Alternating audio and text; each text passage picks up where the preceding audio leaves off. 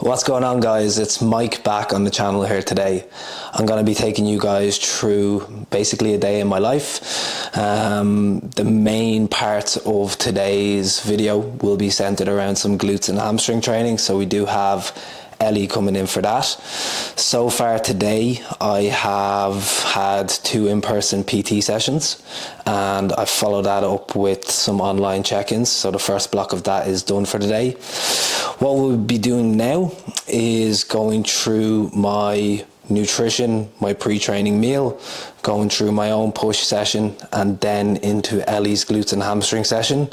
There'll be a lot of value hopefully within that session specifically, and we'll be looking at like glute anatomy, we'll be looking at the functions of the glutes, we'll be looking at the movements that you'll want to ensure that you're doing across your training week, and I hope you guys can get a lot of value from today's video. So make sure you follow along, and if you're not already, make sure you're subscribed to the channel if you do want to see more content from myself and the guys. What? Are you serious? It doesn't look nice. Are you serious? Fuck off. What is it? It's my cream of rice.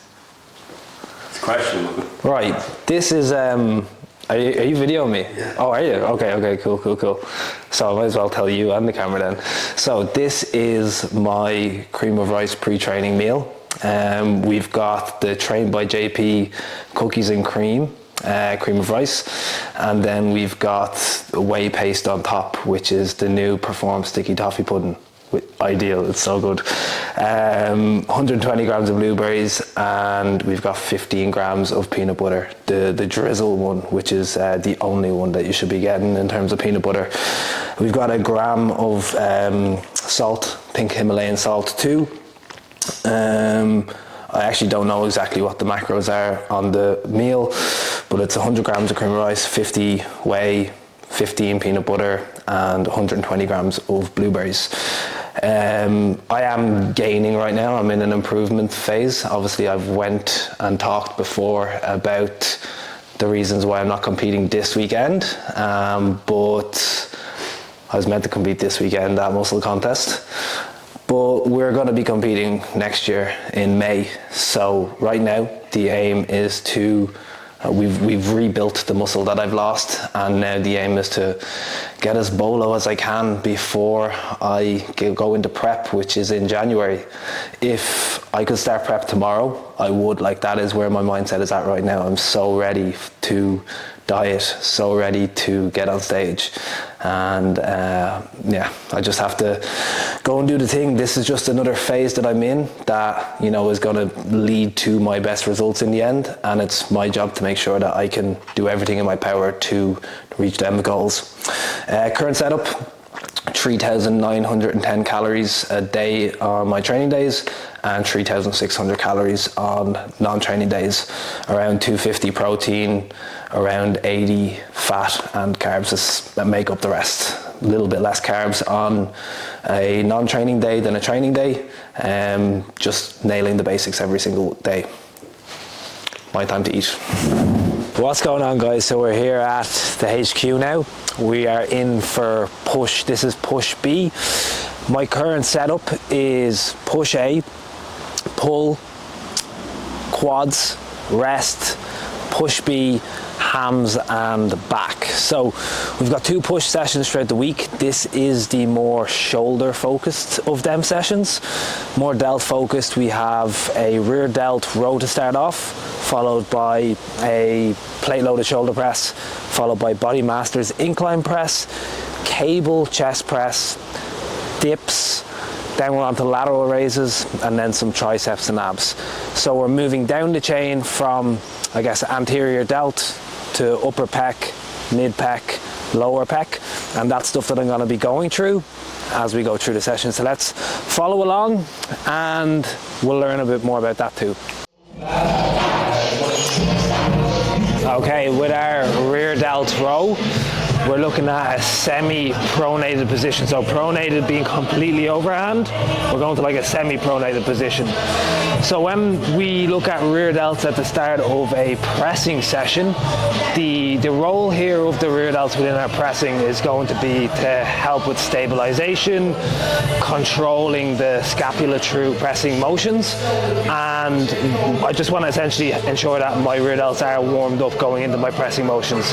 I know from the past that when I didn't have this in, I got to a point with my shoulder pressing, which is coming up next, where I just kept on running into a wall. I was just hitting the plateau all the time.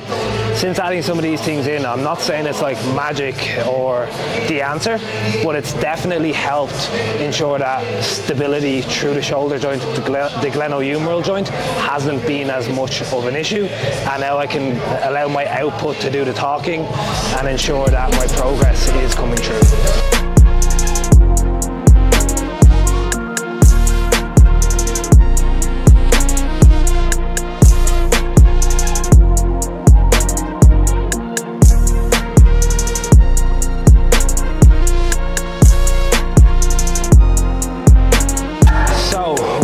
To warm-up sets, the number of warm-up sets that you do prior to your working sets will be dependent on where you are within that session. We're obviously at the start of my session now. This is my first big heavy pressing motion of the day, and as a result I'm going to need a little bit more time to acclimate to the heavy loads. So as a result, I will be starting off with a couple of warm-up sets for this specific exercise, and then as we go through this session, because I'll be nice and warm, the muscles in question, the joints in question will also be warm. I will need to do less work prior to my working set. So for this, I'll be somewhere in the range or region of 2 to 3 warm-up sets, usually starting at about 50% of the load I'll be using and working up, less reps each time. And then as we get toward the other movements within this session, it'll probably be like just one feeder, like 1 or 2 reps, somewhere close to the weight that I'll be doing, making sure that it's non-fatiguing, and then getting into the sets themselves.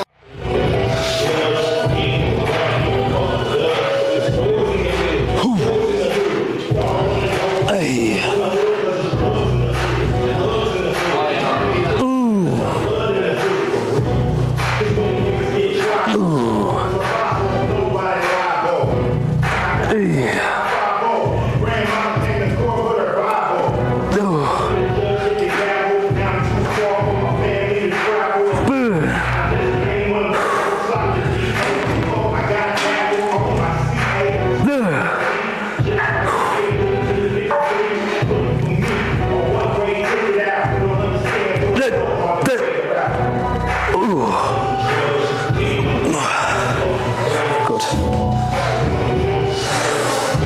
5 kilos up, matched reps on last week, and that is the aim of the game. So when I'm coming into this session, coming into this set, I'm always looking back on what I did the week before and assessing where my progress is going to come. Is it going to come in the form of a little bit more weight, or am I seeking one more rep? If it's one more rep, it's very simple. I have that number in my head and I work as hard as I can within that set to that number. If it's there, we'll take it and I will work for it, but I'm not going to try to take something that is not there. Okay, I see a potential issue that people can fall into, whereby the quality of every single rep gets a little bit worse and a little bit worse in order to progress the logbook, when in reality your progress has to come with this same execution on a week-by-week basis. That is the only measure by which you can really say you're getting stronger, you're getting bigger.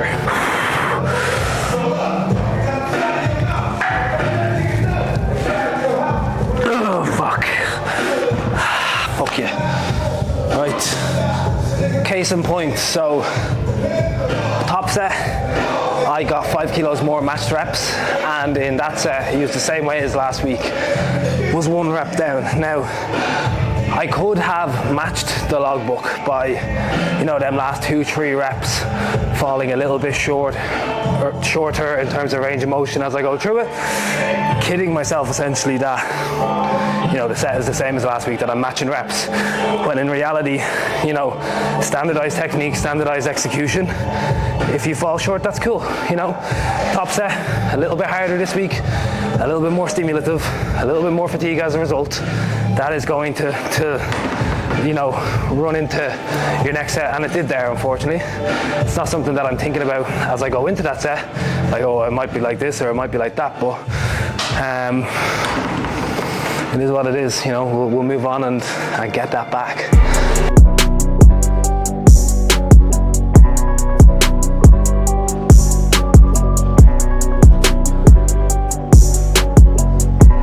When it comes to chest training, firstly it's important to recognize that there are 3 divisions to the chest. So we have the upper or clavicular portions of the pec or chest, we have the sternal or middle pec fibers, and then we've got the costal or lower pec fibers, okay?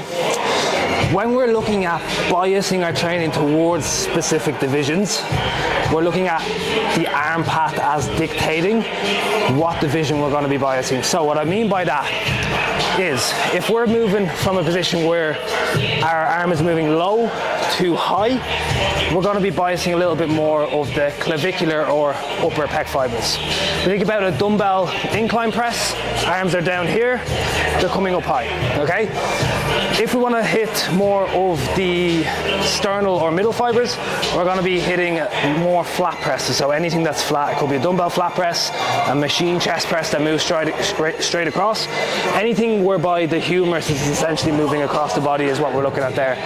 And when we're looking at the lower pec fibers, which are, I guess, in general a little bit less prioritized, we're moving from a high position to a low position. That's what I mean by humeral path will dictate, you know, the part that we're biasing. Finally, when it comes to biasing a muscle group, it's not that that muscle group is, or that portion of the muscle group is doing all the work.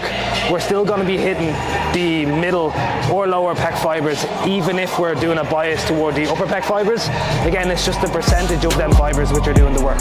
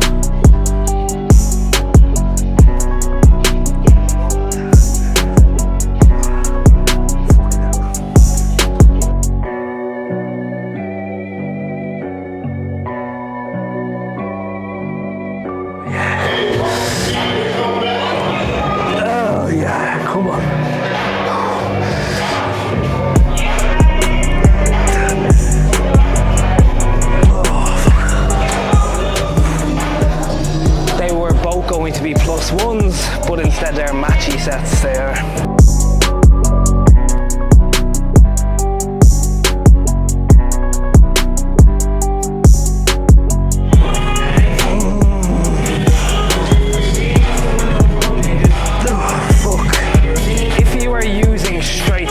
For multiple sets. So let's say you've got 2 sets or 3 sets of 10 to 15. A common question that I'll get asked within that kind of paradigm is, when should I drop the load, or when should I leave the weight at the weight it was at from the first set? So just very simply, if we have a 10 to 15 rep range and you fall within that rep range for the first set, I would continue to use that load into your second and into your third sets unless you do fall below that rep range. So let's say set 1 you get 11, set 2 you get 9. At that very point, third set is when I would drop the load to get myself back into the rep range for that third set. When not to drop the load is, you know, if you just hit 15 or 14 reps within the set, you're likely going to get the second set and third set into that rep range, and just take it on a set by set basis. such that if your set drops below the range, that's the point at which you'll drop the next set weight down.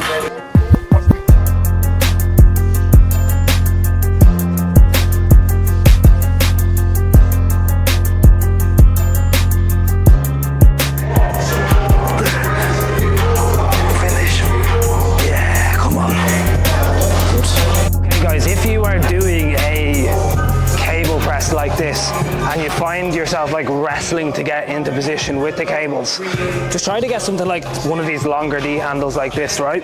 So a longer D handle can be very helpful in this situation, or if you can grab something like, see you later, if you can add something like this onto a D handle to make that shorter D handle a little bit longer, just can be very helpful rather than you losing a few reps because getting into position was such a stressor in the first place.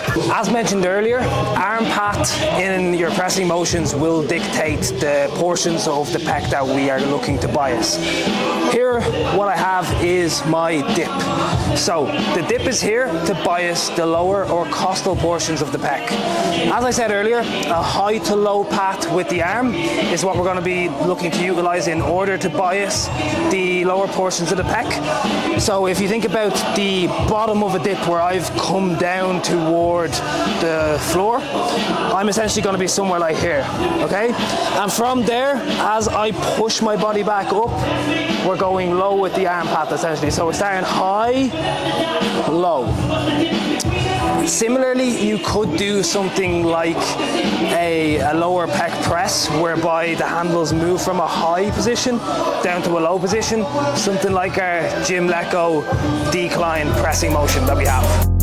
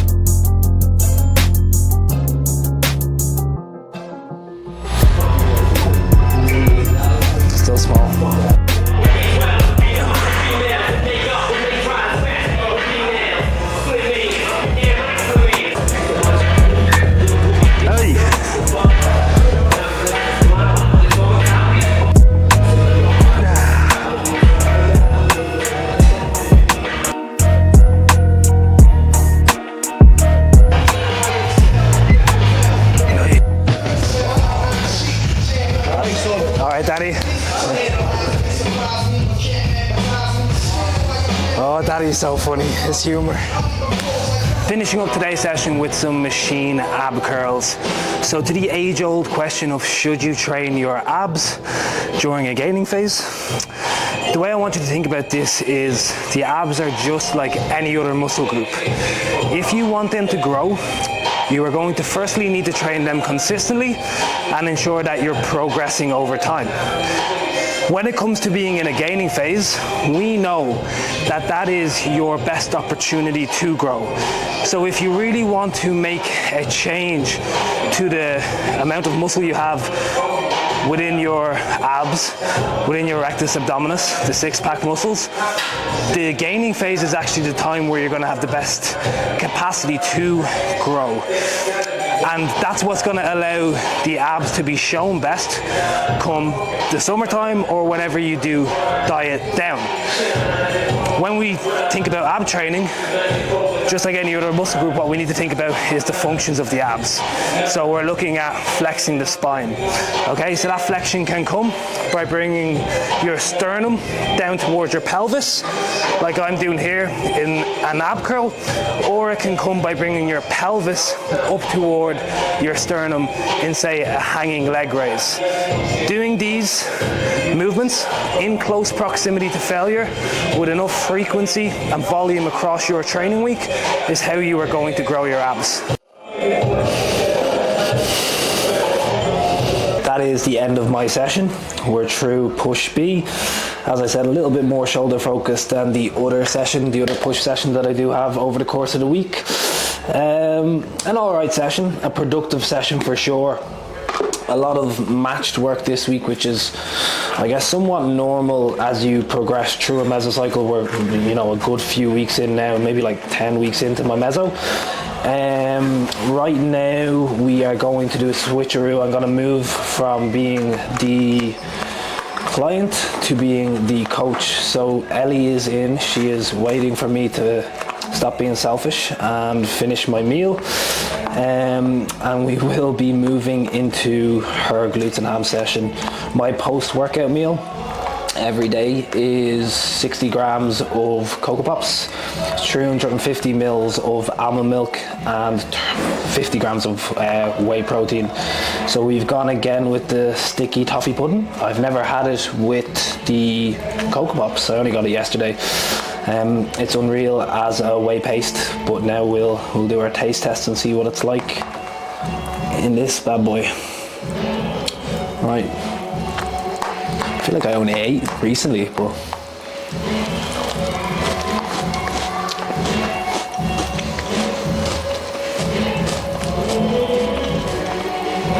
it's definitely better as a whey paste, but that will still be eaten multiple times by myself. That sticky toffee pudding, I think that's what it's called, from Perform, is going up in my top 5 in terms of whey proteins to do. So for me, it's in no particular order. Cereal milk, it's caramel biscuit, it's cookie dough. I think that might be number 1. I'm a little chocolate fatty, so I'll have to put a chocolate brownie in there, and I think we're going to put this in there too. I might be missing 1 or 2, but the cookie dough, caramel biscuit, and cereal milk are 1, 2, 3, probably in that order. Okay guys, so glute training. When we look at the glutes, we're looking at 3 muscle groups. So we've got the glute max, we've got the glute med, and we've got the glute min. Within them muscle groups, there are some distinct features. So with the glute max, we're looking at a muscle group that's primary function is going to be in hip extension. When we look at glute min, we're going to be looking at a muscle that primarily functions to abduct or pull the femur outways. When we look at the glute med, it also is similar to the glute min in that it functions to abduct, but it also has a posterior action too. So that means it does have a vector for hip extension as well as abduction. Now that we understand the functions of the muscle groups involved to make up the glute, we can start to put this into a plan in terms of like the movement patterns that we're going to want to ensure that we have within our training program. So first and foremost, we're going to want to have a hinge. So when we look at hinges, we're looking at the likes of an RDL. We could be looking at a deadlift, any deadlift variation really. We could be looking at a 45-degree hip extension, etc., etc. So we want to have a hinge. We also want to have a squat pattern. This could be double leg, or it could be unilateral or single leg when we're looking at like a split squat, or similarly like a lunge. And likewise, we can be looking at leg presses too. So leg presses whereby we place our feet higher on the platform and have a larger moment to the glutes to work. As well as our squats, as well as our hinges, we also want to have a thrust or a bridge variation in there. So we're looking at our hip thrusts, we're looking at our bridges, we're looking at our glute drives, etc., etc., in order to train the glutes. Lastly, something that I think is quite important is our abduction work, as we've discussed with the functions of the glutes there. Ensuring that that is involved will give you, full glute training across your entire week. Not all of these movement patterns need to necessarily be within the same day, but you need to make sure that you are training these qualities across your week, training, with movements that challenge both the short and lengthened positions. I think somewhere that some individuals can go wrong with their glute training is that they don't focus on these big bang for buck movements, but instead will do more of your kind of like fluff work or isolation work. So we're looking at our crab walks, we're looking at our donkey kickbacks, etc., allowing them to make up like the brunt of their glute training, when in reality, if we simply take a step back and ask the question, you know, what's going to have a bigger bang for your buck within, you know, your glute training? What's going to build bigger glutes? Is it going to be these kickbacks or crab walks, you know, the banded stuff, or is it going to be our RDLs, our squat patterns, our leg presses with a high foot position? Is it going to be our bridges? You know, these are the things that are really going to have the biggest effects. So make sure that when you look at your glute training, that you understand what's going to give you the biggest bang for your buck, what should make up your most training, the most part of your training, and what should just be the icing on the top of the cake. Now, to bring you to Ellie's specific program. So within Ellie's program, we're actually going through a glute isolation block at the minute. So Ellie has over 30 sets of glutes spread throughout 3 sessions across the week. It is what we are looking to prioritize. I will get Oisin to overlay some photos of the progress that we have made since starting off on our specialization block. So we're training the glutes 3 times per week. It's high frequency, it's high volume per session with high training quality throughout. So when we look at training quality, we're looking at the effectiveness of 1 rep and what that means for the entire set. And we're looking at taking that set as close to failure as possible. Over the course of time, we've slowly been titrating Ellie's volumes up from 16 to 20 to 24 to 28 to over 30 sets now, in line with her recovery capacity. So we didn't just jump from, you know, 15 to 30 straight away. It is the muscle group that we are trying to prioritize. It's going pretty well. And what we're going to do now is get into the session and show you guys exactly what's up. So we are starting off today with some hip abductions. I like to put these either at the start or the end of the session. Ellie has them at the start of one session, at the end of another session. When we place them at the start of the session, what we're doing is just driving a little bit of blood into the glutes, particularly glute med, glute min, as I went through earlier. What that will do is create some connection, create some sensation for as we go through the rest of our glute movements within that session, where Ellie's already on with them glutes. It's just nice to have in there to start something like a starter is what I like to think of. So rather than getting straight into the main course, cold, we're going to warm ourselves up, have a little starter.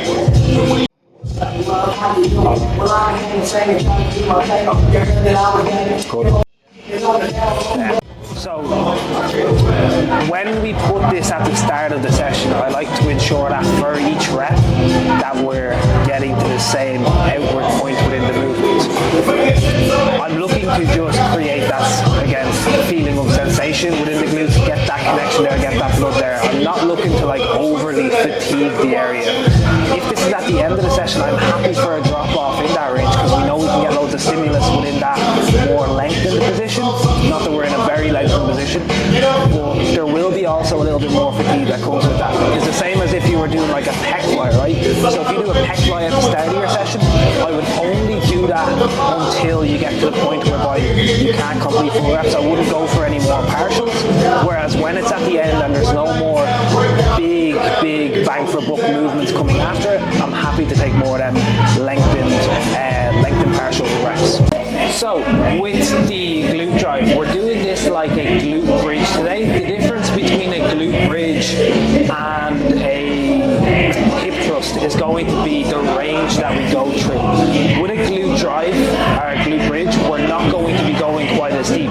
So I'm going to be making sure it's just Ellie's hips that are moving down, and that we're not getting that translation of the knees back in toward the body. First and foremost, with the setup, I want Ellie's feet to be in a position whereby when we come up to the top of the rep, that the shin is vertical relative to the ground that we're on. We've obviously got a little bit of an incline here, which can be nice for glutes and sensation. We're gonna go through a few reps here now, Ellie, okay? So you can bring it out, yeah? Cool. Now, we're gonna have this vertical shin relative to that. We're gonna slowly go down and just until Ellie's knees come back in, okay? So I'm gonna put my hands here and then they fall off just there. That's our range of motion. It's quite a small range that we're gonna be running through. Outside of that, with feet position, just do 3 more reps. We're gonna be just outside hip width apart. We're then going to be ensuring that we're tight on our abs with our chin down. Hips down, 1 more, hips up, right, cool. So again, foot position is the first priority, getting that right, and then from that point, it's just ensuring that we keep that chin tucked and that we are focusing on keeping good tension on our abs throughout the movement. From there, hips down until the knees start to move back in. That's the end of the range of motion before we come back up to the top, contracting hard through the glutes up to the top of the hip extension. So just keep tight on the abs tight. 3 sets, 2 sets of 8 to 12, 1 back off set of 12 to 15 is what we're aiming for. Top set, let's go.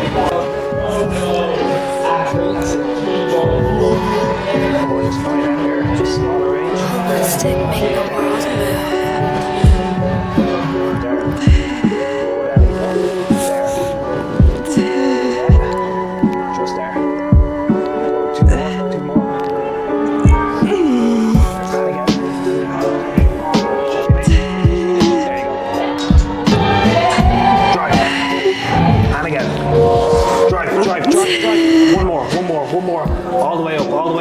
Finish. They are hard. 6. 4 down. 7. Next up, what we have is a split squat with a glute focus on the Smith machine. Now, this was initially down to be a front foot elevated split squat because we can get more range through the glute. However, Ellie was getting some adductor pain with that, so the easy solution was to remove that elevation on the front foot, and it has worked well. When we look at split squats to bias the glutes, what we want to firstly consider is our body position, okay? So with our body position, we're going to have a longer stance, and we are also going to focus on leaning forward. So we're going to be focusing on leaning forward with a longer stance and sitting back and down. So if I show you on this side, what we're going to be focusing on, lean forward, sitting back and down, getting a big stretch on that glute, as opposed to a slightly shorter stance and driving that front knee forward, whereby we're going to be getting more quad in it. So for your split squat to be more glute focused, lean a little bit further forward and look at your shin angle. Ensure that your shin is staying vertical as opposed to allowing that shin to move forward into what is a positive shin angle. If you move into that, you're just getting a little bit more quad through the movement.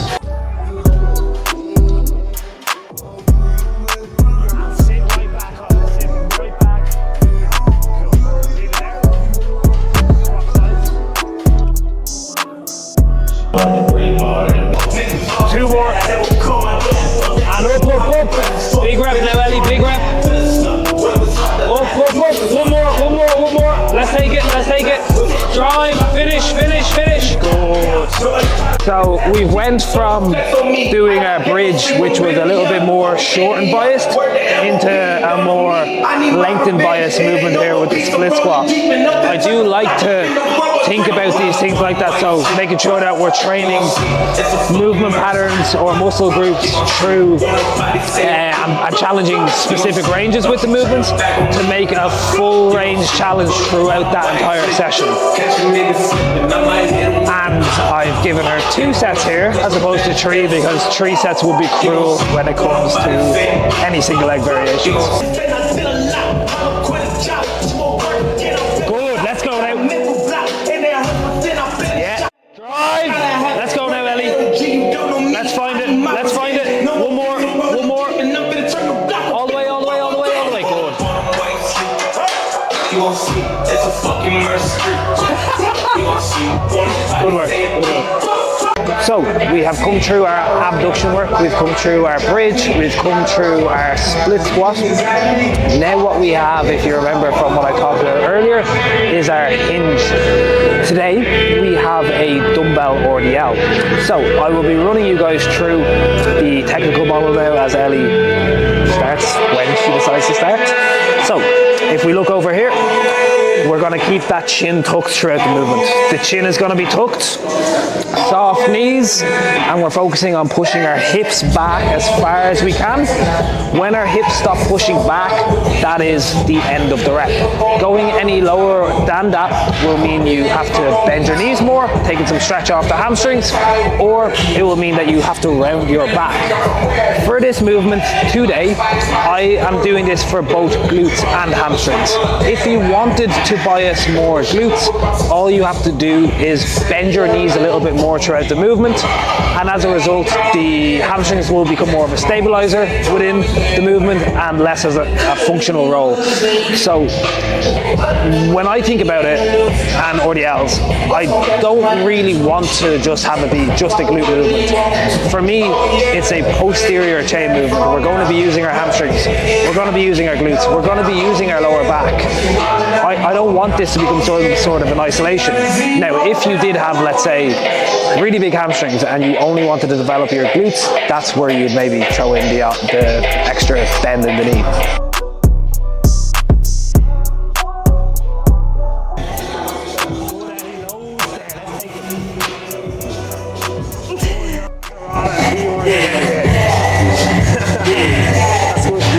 That's your back off weight, our reps. What'd you get last week? 11, I think. 11? Could be 10 or 11. Okay. Let's go a heavier weight for your back off. It's just 6 to 10. So there we went through a set where the rep range we had was 6 to 10 and Ellie got 12 reps. I like to look at rep ranges as being descriptive of the load you're going to use, but not prescriptive of the exact reps you're actually going to end up doing. Because when we think about muscular failure, it is getting close to muscular failure which is going to cause muscle growth to occur. So if you get to the upper end of a rep range, you have 4 or 5 reps left within that set, it's going to do absolutely nothing as it pertains to actually growing a muscle. So if you end up getting to the upper end of a rep range and you still have more reps to get, go after them. Yeah. One more, last one. Take it. Very good.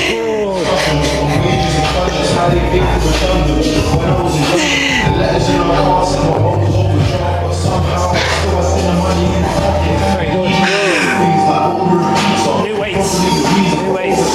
New level of Tetris and what? New level of what? Tetris. What's that? Can't go back when you get onto the next level of Tetris. Can't go back in weights now, alright? So that is the meat and potatoes done in terms of our glute work.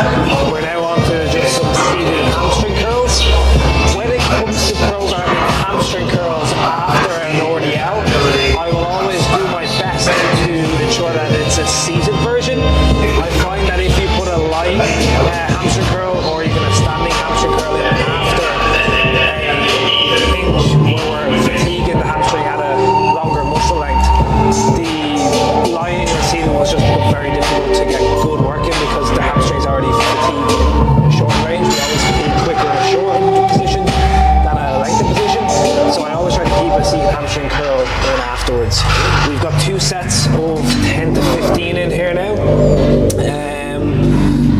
And like really importantly is to ensure that, you know, with this machine, with the way it is, that we are getting to that full stretch. That's where the bias or the biggest challenge is within this movement.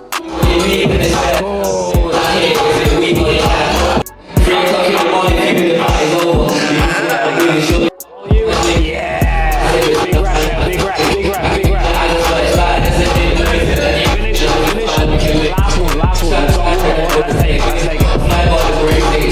All the way, come on, finish. Final exercise for glutes/hams is going to be our kickback. Now usually we do a cable kickback. All the cables are just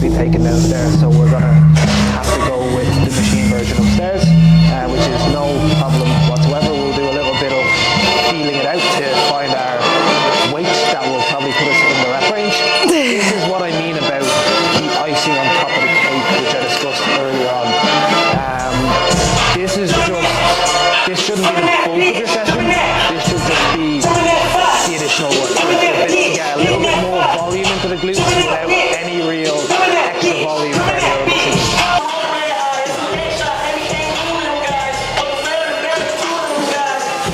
Nonetheless, it's quite nice. It's quite nice. Yeah, first ever time of being on it. I've like demoed it for people. But maybe I'll make this like a primary exercise for my glutes now. Just a little tight on the abs, but I want to be up tall.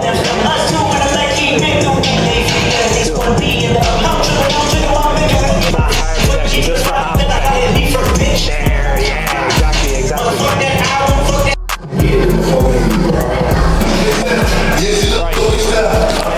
So guys, we are now through the glutes and hamstrings portion of the session. We have one more exercise, and that is, come in here. What are we training next? Calves, baby. Because Ellie loves calves, right? So My favourite. yeah. So when me and Ellie first met, we went for a meal. Yeah, you're meant to hear this one. We went for a meal, and like I knew Ellie was into the gym, you know, did a bit, and I was like, you know, what is your favourite muscle group to train? I was expecting her to say glutes, hamstrings, quads, something like that. She turns around with calves. I actually nearly got sick on our first date. So I didn't give her calves. It took you a year to give them to me. They're not important for us. That's why we're doing calves now. For no other reason than that. Okay, so when it comes to calf training, a lot of people think that they can't grow their calves. However, that's not really the case. It's just that most people don't train their calves how they train other muscle groups. When it comes to calf training, we must consider intensity, okay? Intensity is the thing that will, you know, really leverage the biggest impact regardless of anything else. So make sure that you're training hard enough. Calf training, as you get closer to failure, is actually really painful. It can be quite painful at 7, 6, 5 reps from failure, but you have to be able to get beyond that point in order to get to the point where you're going to grow. Secondly, a consideration for volume. Okay, so once your intensity is in position, volume for calves. I generally like to program calves with pretty high volumes. They're more type 1 fiber dominant. They can tolerate a little bit more work. They are fatigue resistant. More volume is going to be beneficial so long as you can recover. As volume goes up as well, you will have to increase the frequency. So you could train your calves every 3-4 days once you're 3 or 4 times a week once you are recovering, because again, you know, after a few times training, you'll find that the soreness just isn't really there, and you can continue to progress over and over and over again.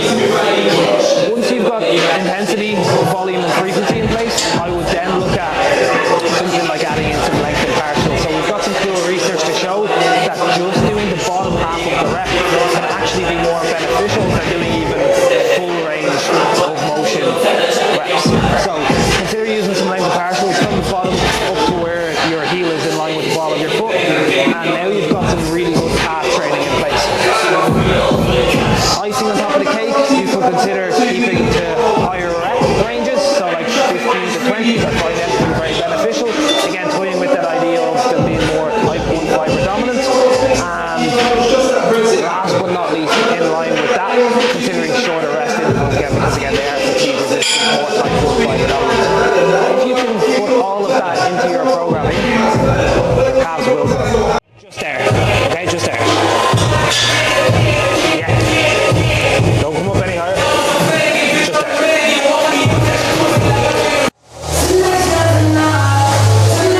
Okay guys, so that is wrapping up my own training. Some nutritional stuff with myself. A lot of stuff on glute training. Some bits on hamstring training. Ellie's programming, etc, etc. She has another glutes and hamstring session as well as another lower session which we hit, you know, some glutes with as well. So it's 3 sessions with about 10 to 13 sets of glutes per session. Yeah, that's the video. That is not the end of my day. I feel like it's still only beginning, to be honest with you. So I'm going to be going back in for more PT. I've got check-ins to do when I go home, a second block, and I've got a client setup to do. We also have to keep a close eye on Cashel. Cashel is competing this weekend at Muscle Contest, his first ever show. So of course we've got eyes on him every couple of hours, making sure that we are where we want to be. We're in a really good position now with Cashel. As I said, it's his first ever show, and couldn't actually be happier. Like, we don't have to push any harder, we don't have to pull any more. We're right where we want to be. Anyways, that is the video. I hope you got a lot of value from this. If you like this sort of content, leave a like, leave a comment. Make sure you're subscribed if you're not, do. And yeah, I'll be back so long as the interaction is good. Alan will allow me to come back on the channel. Yeah, that is it for me. Thank you very much, and I'll chat to you soon.